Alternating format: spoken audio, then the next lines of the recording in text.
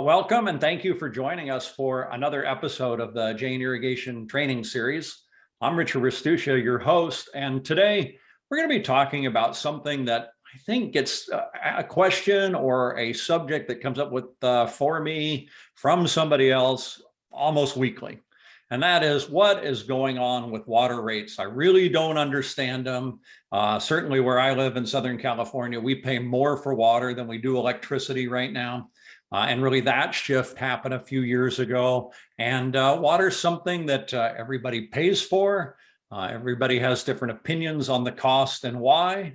And we had an opportunity to speak with Brett Walton today to help give us some clarity on what's happening with water rates, and how this just affects the society we live in. Now, for those of you who don't know Brett, he's a reporter for the Circle of Blue, which is a nonprofit news agency covering fresh water and everything that's connected to the fresh water. He also writes for the Federal Water Tap. It's a weekly digest of U.S. government water news, and he is the winner of 2 Society of Environmental Journalists reporting awards.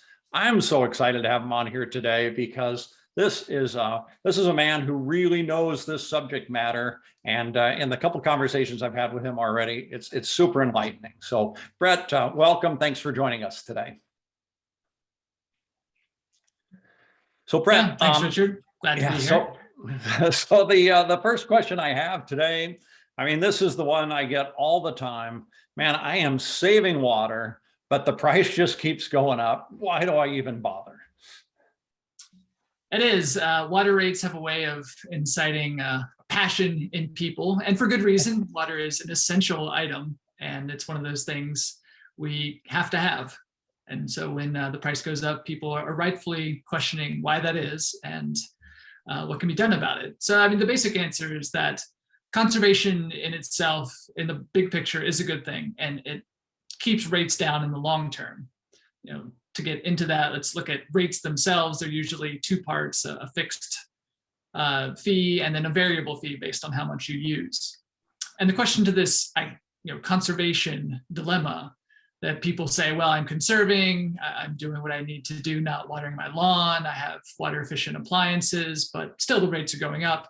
Well, that's because water utilities and water supply systems are capital intensive systems. They have a lot of pipes, a lot of physical assets. Every street in your city or town, there's a pipe under there taking water to homes. So there are hundreds or thousands of miles in a big city of pipes. And then you add on the treatment plants and treatment costs, your sewer costs, there's another pipe for those, regulatory costs. So there's a lot of money that goes into maintaining a water system so that you have reliable, clean water at your tap on demand 24/7.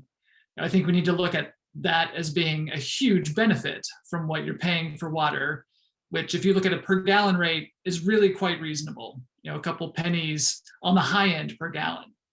And now all of that infrastructure, all of those assets, all of those costs are paid for by utility revenue. That's the model we have in the country. Utilities operate as kind of like independent businesses. They are enterprise funds. They are supposed to get all of their operating revenue from user charges. Now, there are some innovative and new ways that utilities are getting revenue, so it's not all on the backs of ratepayers, but by and large, you charge for the service. Now, the conservation argument here is that all of the cheap and easy water has been taken up. Like, there's no, conservation is the low-hanging fruit. It is the cheapest source of new water. We have tapped rivers that were 10 miles away, then we went 50 miles away, then 100 miles away, then 500 miles away. So we have brought water from afar. There's no new easy water out there. All the new water is expensive. You think about desalination, you think about recycled water, $2,000 an acre foot. You think about the CBT in Colorado when you're buying $30,000 or $40,000 per CBT unit. So all of this, if you want new water, if you want to increase your supply, you're going to have to pay for it. So the argument here is that if you conserve, then you don't have to pay those costs of expanding your supply, of acquiring new and expensive supplies. You don't have to treat that additional water. You don't have to build out your system to meet that capacity. And so, I mean, utilities know this, but they've been looking for ways to make this argument to their customers, a hard number. So you can look at, so here's what conservation brings you. And there have been a couple studies from Alliance for Water Efficiency and the Water Research Foundation, most of which were led by Peter Mayer, who's a water utility demand expert. And he looked at a couple cities, a couple in Arizona, Gilbert and Tucson, and one in Colorado, Westminster, and asked a counterfactual. What would have happened if water demand kept on going up and conservation did not occur?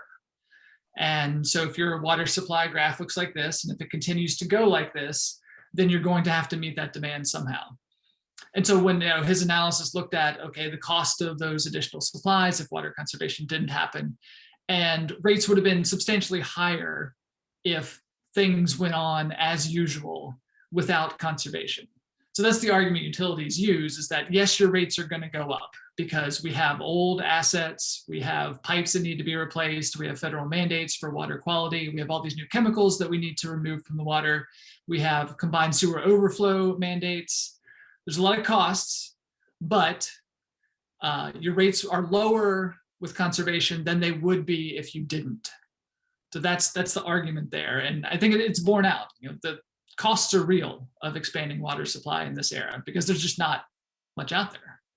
Yeah, no, that really helps. It really clears it up too. And right when they were first building the water infrastructure for San Diego, Phoenix, wherever, like you said, it was closer, and it was back when gas was a quarter, not 5 1/4. Yeah, I mean, energy costs, water is heavy, 8 pounds per gallon. LA moves that up and over the mountains. You pump it up from the Colorado River through the aqueducts. Central Arizona project pumps it up. So going out and getting water is expensive, not just capital expensive, but operationally expensive with energy and treatment chemicals. Yeah. So I just want to remind everybody, I've got the Q&A and the chat open. So if you've got some questions for Brett, put them in there and I'll ask them when it's appropriate.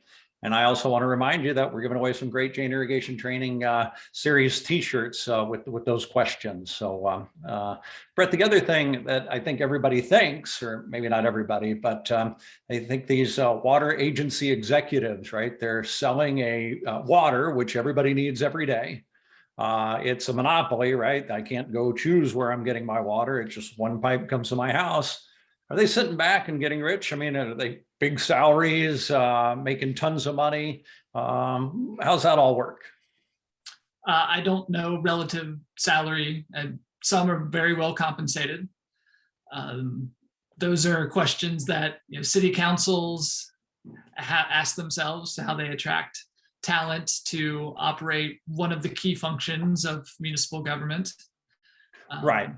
And more is, I'm exaggerating a little, right, because of this monopoly, but really they're operating at very little profit or break even. Is that correct? Right. So with most water service in the country is municipally supplied, government run utilities. I haven't looked at the numbers recently, but I think 85% of people who get water from a water utility, that's municipally supplied. And that's one of the primary points of contact people have with their local government.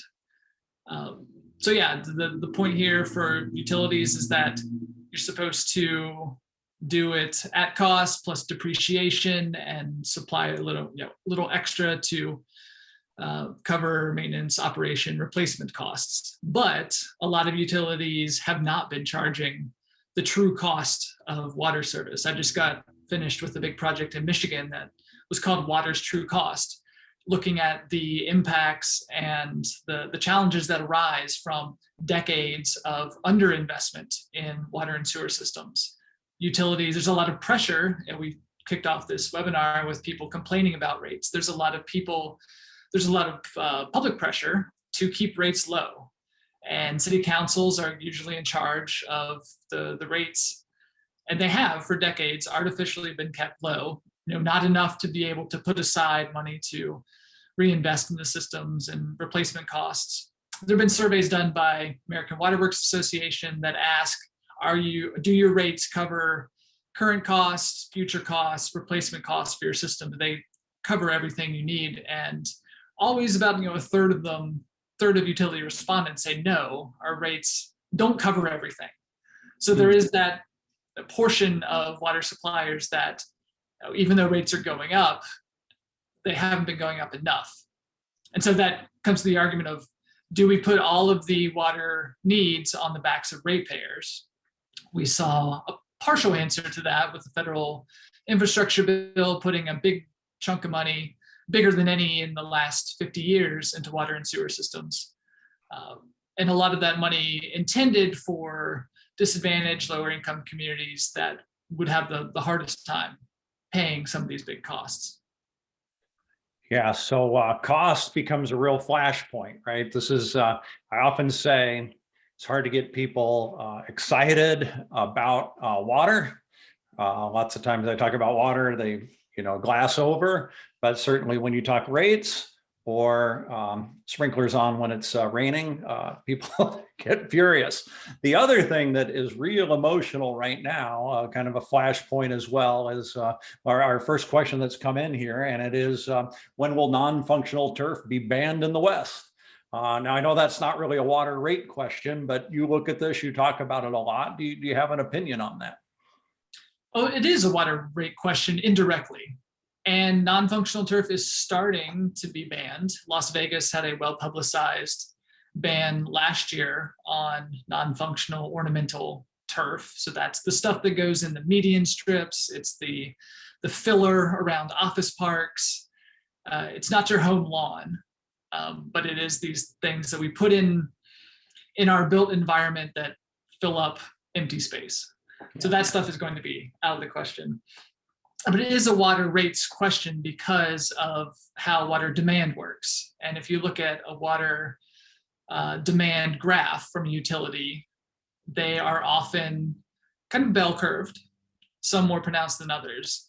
There's a winter baseline. So I'm thinking here in Seattle and other Western cities where you have hot, dry summers and cooler, wetter winters. So I live in Seattle, which has a reputation for being exceedingly rainy and wet. And it is for 6 months of the year, from November to about now. And if you look at the water demand graph from Seattle Public Utilities, it's flat from November to April. It is 105 gallons a day, 105 million gallons a day for that entire time period, because there's no outdoor watering here in the winter because it's raining all the time. And so that is, your indoor demand, basically. And when cities build out their water systems, they're building for peak demand. So they're building for how much is going to be our maximum use. So the size of your pipes, your treatment capacity, all of that is to meet peak demand. And peak demand in summer is driven by outdoor irrigation. So lawns, gardens, all that. When you have a high summer demand, then you have systems that are overbuilt for what they could be.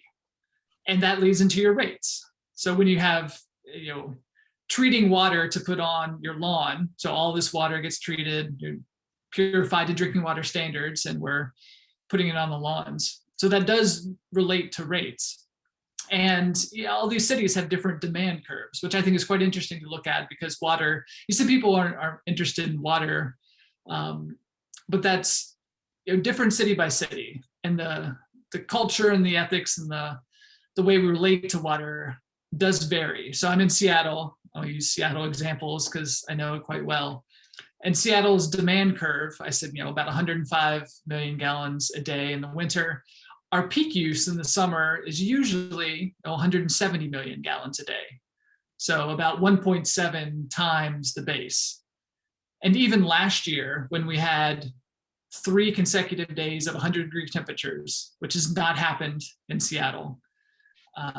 So we had just a horrendous week-long heat wave. Even in the middle of that heat wave, peak demand for water in Seattle was about 200 million gallons a day.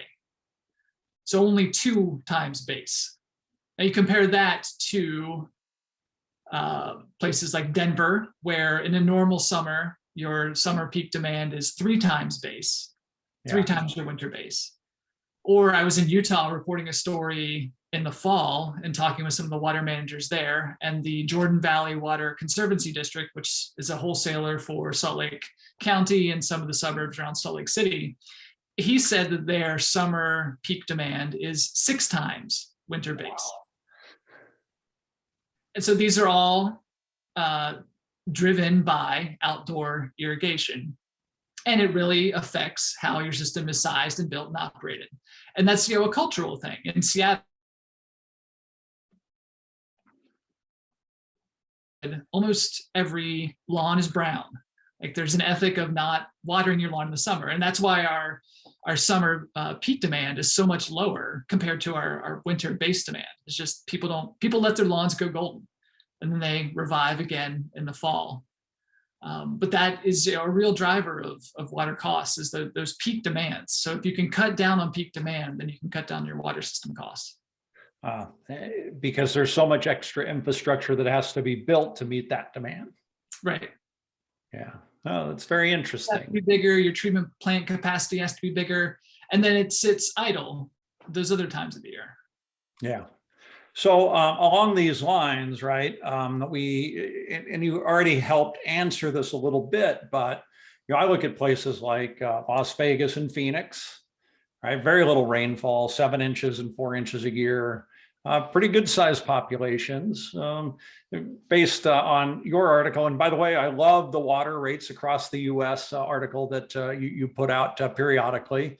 They're paying a family of 4 about, $45 a month for water. San Francisco or Boston, places that get a lot more rain, maybe have higher cost of living, but they're paying 4 times the amount of what people are paying in Las Vegas and Phoenix. So help us understand why that is. Right. If you've seen one water system, you've seen one water system. They all have different costs. They all have different age of pipes, age of assets. They all have different, costs of living, treatment costs. Some have federal mandates to clean up sewer systems, or chemicals that they need to remove that others don't.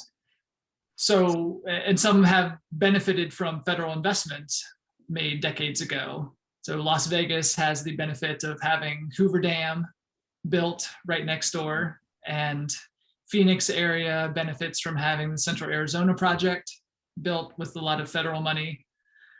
If those cities had to build those assets all on their own, they would have much more expensive water, but they do have a benefit from a federal subsidy that's baked in. And there's just, here in Seattle, we have relatively high rates, but that was a conscious decision based on a drought back in the, I think, late 80s, early 90s, where system planners were looking at water demand and they didn't want to have to go find another water source. So there was tiered increasing block rates put in place. There was the conscious decision to use price as kind of a regulator behavior. Then also Seattle owns its watersheds. It's a relatively rare thing in the country. So, system by system, all the costs depend on that system. So you have to look under the hood to see what is driving each of those. And it's very difficult to compare system to system because of all those different factors. Yeah, that's interesting, right? And something I think people are looking at more and more as they decide where they're going to live in the nation and in the world. And you mentioned Hoover Dam. Lake Mead and Lake Powell are both facing some issues right now. The levels of both those reservoirs are very low. What's happening there? I've seen some things about power generation, and is this as dire of a situation as we might think? Yes, it is a severe, concerning circumstance in the Colorado River Basin right now. And not just the Colorado River Basin, but the entire West, because a lot of these water systems are plumbed together. Cities that draw water from the Colorado River, the biggest cities are not even in the basin. Denver, Albuquerque, Los Angeles, San Diego, Phoenix is in the basin, but there's a lot of transfers outside of the basin. So the Colorado River Basin reaches farther than its watershed would dictate. But the short answer is that there's been declining runoff, higher temperatures, climate changes sapping the amount of water that's flowing into the system. There's been some reduction in demands. The lower basin states, Arizona, California, and Nevada have reduced their draw on the river, but not enough to counteract the very steep decline in runoff.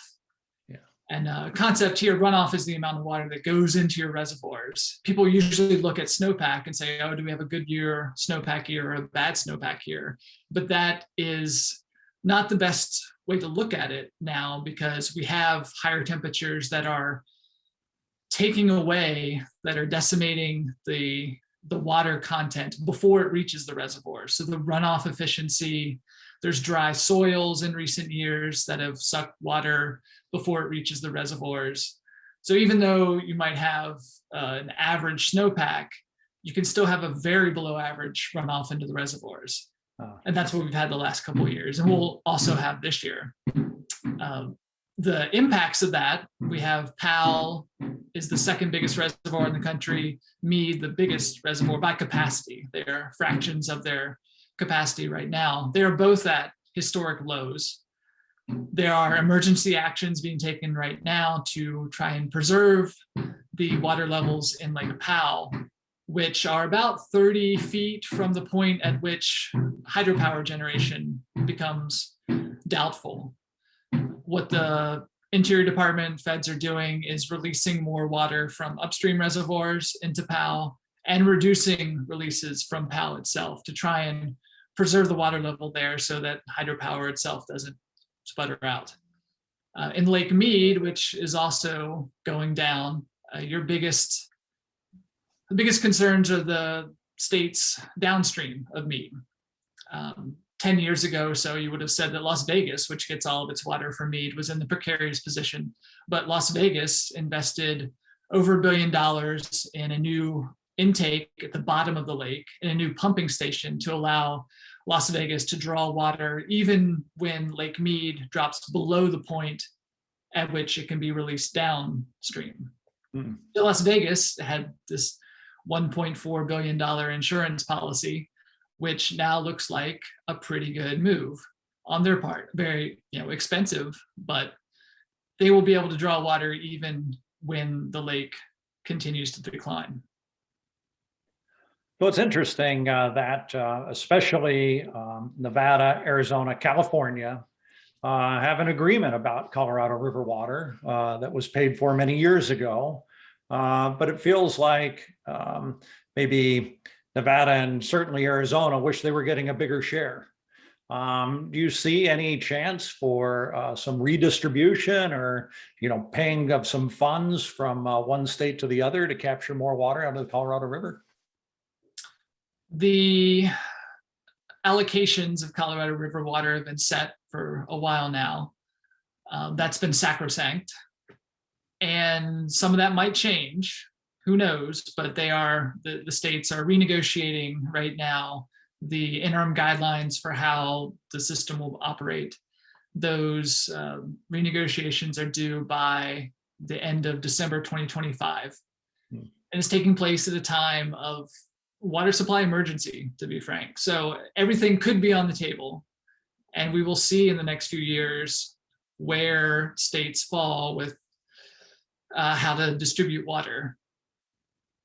But yeah, it's sure going to be interesting. A major question that will be answered quicker than people had hoped. Right, and it's had it one way for many, many years, right? Just because we couldn't really take all the water that was allocated, but now we can use it, and it'll be interesting to see how that negotiation goes, right? I mean, this is some pretty important commodity for growth of our cities and where we're living. Yeah, the renegotiation of the Colorado River interim guidelines is one of the big topics in Colorado and Western water politics in the next few years. Yeah. So then getting back now to water rates, those were a couple of questions that came in from our audience. So I want to get back to water rates. And one thing that I worry about is I think as these water rates go up, I think it hurts our low income families more than it hurts most. Is that an accurate thought, and why? Right. So utilities, when they're looking at their operations, they have this three-part balance that they need to accomplish. That is, encourage conservation, keep their revenue stable so that utility operations can continue, and also to make sure that water is affordable for the poorest people. And these three things are sometimes in conflict. If you raise rates to ensure revenue stability, then you have potential effect on affordability. So it's something that is front of mind right now for utilities. Affordability, especially with water rates having climbed as they have in the last 2 decades, is now top of mind. There are a number of ways to do this. You can do it through the rates themselves. A lot of people champion increasing block rates as a way to penalize high water use and to provide a very cheap tier of water for low-income people. So very affordable water if you use very little, very expensive water if you use a lot. So the thinking here is you pay a lot more to water your lawn. The water that you have for in-home use for drinking water, bathing, washing, those sorts of things would be cheaper. The potential drawback there is that increasing block rates, as people have told me, are pro low water user, not necessarily pro poor. Yeah. You might have a very large number of people living in a household, a low income household. There might be nephews, grandkids, multi-generation, which would increase water use if you have, say, 8 people in a house. So that's not necessarily targeting the poorest, it's targeting water use itself. So more cities are looking at assistance, affordability programs, and our utilities are trying to encourage the federal government to step in with a water rate assistance the way the federal government does with energy bill assistance. So we've had a federal assistance program for energy bills since 1981 called LIHEAP. Just last year, we got a pilot version of that for water called LIWAP, Low Income Water Assistance Program, that is not anywhere near the assistance that the energy program gets. It's not anywhere near enough to meet the need across the country, but it's something that came out of the pandemic when there was a lot of concern, public health implications of people having water shut off or not being able to afford their water bills during a pandemic. So that's another thing to watch, is how that plays out. And states right now are going through the allocation process for getting money out to people. But that is not a cure-all, because these means-tested programs like LIHEAP don't reach everyone that is eligible for them to be reached. And assistance programs, some utilities are big enough to be able to afford them. Others may have half of their customers who would be eligible, and they can't fund an assistance program out of their own revenue. So there's got to be, utilities are saying we need to be able to charge rates that allow us to do the work necessary to have reliable water. So we need some outside assistance from states or federal government to be able to provide subsidized water for the poorest people while we continue to do the work we need to do. In California, where you are, Richard, is one of the states looking at a state program for affordable water. And I think that's part of the budget talks this year. Yeah, it's interesting because I always think about, if I'm low income, I usually don't own the building I'm living in. If the pipes are leaking, if the toilet's leaking, I'm calling my landlord, right? And I'm asking him to be fixed, but there's not the incentive there to get it fixed right away, maybe necessarily, and I'm being charged more as a result. And it's and 10 years ago, not such a big deal when I could get 4 gallons for a penny. And I love that you mentioned how affordable water is, but now that I'm getting 1 gallon for a penny, it's getting worse. It's getting much tougher.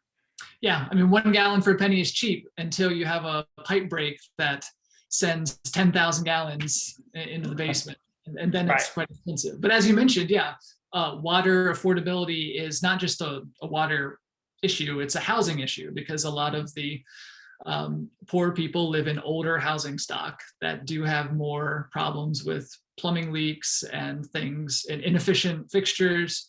So there's some movement going on to connect these two things, water affordability and housing stock, really looking holistically at the problem. Right. So then the other thing, speaking of leaks, I read a Stanford study from last year that said something like 20 to 50% of the treated water that we're sending to the cities is leaking out of the pipes. Do you think that's accurate? And had you heard this before? And what more do we do about that? I haven't seen their study. I would say 50% is high, very high. The AWWA standard, I think, is something like the goal for utilities is somewhere between 5 and 10%. Don't quote me on that because I'm not sure the exact number, but 50% is a large amount. That's something that you see in like Karachi and Mumbai. Right, and that was part of the article, right? It's somewhere between 20 and 50 is what they were saying, and part of the point is we don't know because it's so hard to figure out how much is leaking under the ground. It is, yeah, and this is for people who are interested in water leaks and these sorts of things. The Alliance for Water Efficiency they do periodic reports on state requirements for leaks and that sort of thing. And I think from their last report, maybe only a handful of states, Georgia comes to mind, have state mandated standards for pipe leak rate. And so that's where utilities are required to know their leak rate and get it under a certain threshold. But it's rare. It's not many states have that. And Georgia, I think, is one of them. Texas might also, but only for certain jurisdictions. Right. So, well, let's just say it's 20% or 25%. It's still a lot. How come this is happening? Why aren't we getting more of this fixed? Right. And so part of it is that there's a lot of pipes in the city. So you think of a big city, say Houston, with 6,000 miles of water pipes. This is one of the opportunities for technology, is that if you had to brute force manpower, send utility staff all around the city every day looking for leaks, you'd take a lot of people. Yeah. But there are there are companies that have leak analytics and acoustic leak detection and sensors being placed on pipes. So this is an argument for where technology can come in and innovation can help identify those leaks, because like we said, new water is expensive if you have to go out. Like, there's not much in the rivers, and if you're trying to acquire it from, say, farms or some other source on the market, you're going to pay a lot for it. So conservation in this case is making sure that the stuff that is in your system already stays in your system and doesn't leak out into the ground. Yeah. Okay, great. Thank you. That helps. So we have time for two more questions that have come in. And one of the questions is this, Brett. Inflation, everybody, you hear about inflation every day right now, right? Inflation and water. But it's two different subjects, but I think they're actually going to be the same subject pretty soon. Is the inflationary times we're in, is it going to affect water rates? It will, when there are big energy costs for running a water system. So when energy costs go up, those operational costs go up for water utilities, the same as they do for people who have to put gas in their car. So there will be operational cost increases. How that plays out into rates would be something that would take much longer, because rates are often set for multiple years at a time. The bigger issue with inflation, I heard a story about this a couple of weeks ago, is that it is really increasing the cost of water projects. So there's the concern from utilities that this federal infrastructure bill is not going to lead to as much benefit as had been hoped, because costs of materials are going up, labor costs are going up. So a lead pipe replacement that might have cost $5,000 per line a year ago is now costing $7,000 or $8,000 or $9,000 per line. So cities, I've heard cities in Michigan that are reducing the number of lead service lines are going to replace because their budget doesn't pencil out anymore. Yeah, interesting. So, and then finally, right, one thing I think we can all agree on is water is going to be more expensive in 5 years, 10 years, 15 years than it is today. And I know you and I had a discussion about how much more expensive. Do you see it doubling in the next 10 years? What do you think about that? So you can talk about national averages, but it doesn't help people understand their local circumstances. Like I said, each utility is different, has different revenue streams and all of that. It's a time for utilities to look at their operations and their revenue. And the goal is to, with infrastructure bill that's coming in and all this work that's being done on water systems, is to not just recreate what's already there, but to create a system that is cheaper to operate, has lower O&M costs, and will have smaller rate increases into the future because of that. So it's a good bet that water rates will continue to increase, but you got to say compared to what, and the hope is that changes can be made at the utility level and also from revenue level. I didn't mention this before, but some cities are using sales taxes to bring more revenue into their water systems. Atlanta is one example that voters there have approved a 1% sales tax for the last, 8 years that has provided revenue, $130, $140 million a year to the water department.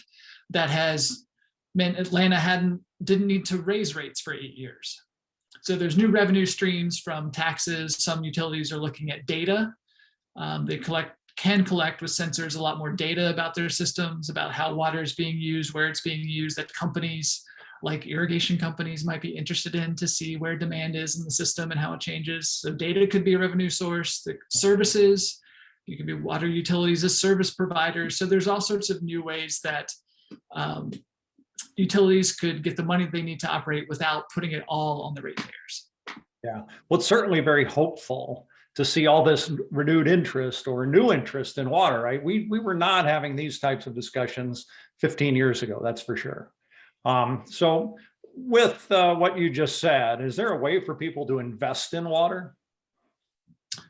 There are a number of ways. Usually there are elaborate and complex investment things, and then there's investing in the companies that are involved in the water space, and that's usually the easiest entry point. There's water ETFs, there's futures markets now, so there's a lot of interest in water, and those opportunities are definitely out there.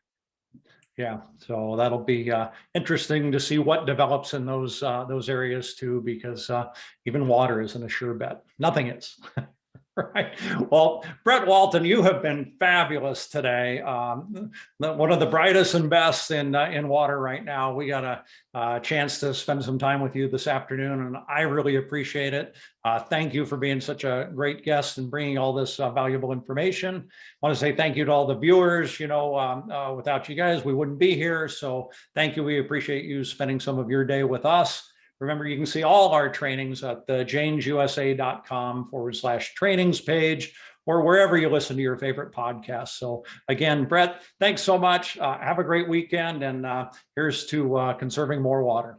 All right. Thanks, Richard. Okay. Bye, everybody.